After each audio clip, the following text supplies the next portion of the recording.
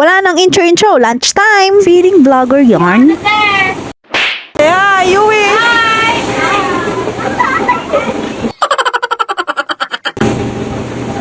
Hi guys!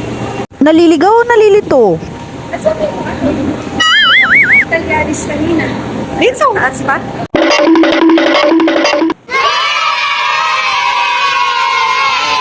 Ganda ng view.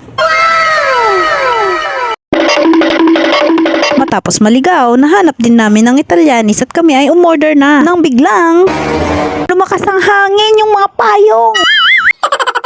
Alert naman ang ating mga waitress at kanila nang tinanggal ang mga payong sa likod. Kaya ayan, chill na habang hinihintay ang ating mga order. Ini-enjoy namin ang view sa likod. Syempre, wag nating ipapahalata na prom di tayo at first time natin dito.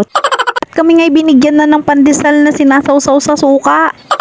Hindi ko pala lagpasin na hindi yan matikman, ngunit hirap na hirap ako dahil hawak ko nga si Riley.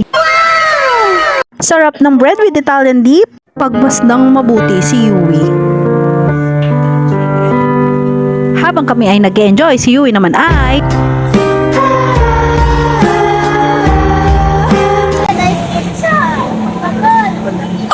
A few moments later. finally, dumating na rin ang pizza ni Yui at ayan na nga at kanya nang in-enjoy ang kanyang first bite. Thank you Lord. Nagpa-cute pa nga ang tita niya. What?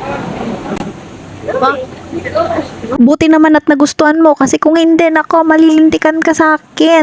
At si Kuya Rian hindi na nga naiistorbo sa pagkain dahil sarap na siya, dire-diretso na ang kanyang pagsubo. At syempre ako naman ay kakain na din at ang hirap talaga kapag ikaw na ang cameraman, ikaw pa ang vlogger, ikaw pa ang magdadab, all in one sarsa. Tulad ng sarsa ng spaghetting to, paka-perfect. Sa wakas, kinuha na rin nila si Riley at ako na nga ay kakain na at sinawsaw ko ang pandesal dito sa sawsawan. Napakasarap guys, dapat pala yan ay kinakamay. At napansin ko dito sa restaurant na to, bawal ang kutsara. Oh no! Ang mayaman na restaurant, pero wala silang pambili ng kutsara. Ano ba yan? Napakahirap kumain kasi walang kutsara.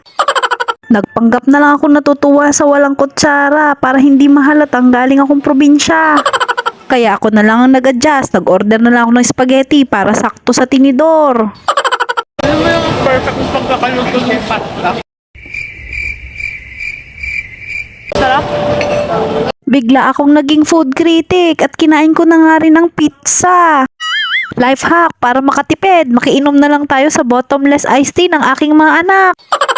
Nabusog na nga ang lahat at tapos na kaming kumain. Wala nang natitinginan, wala na rin nag-uusap dahil wala nang may gustong mag-bill out. Dahil kapag ikaw ang nag-bill out, malamang ikaw ang magbabayad. Buti na lang tumawag si Kuya Joma at siya daw ang taya. Salamat Kuya Joma sa masarap na lunch. Sa uulitin!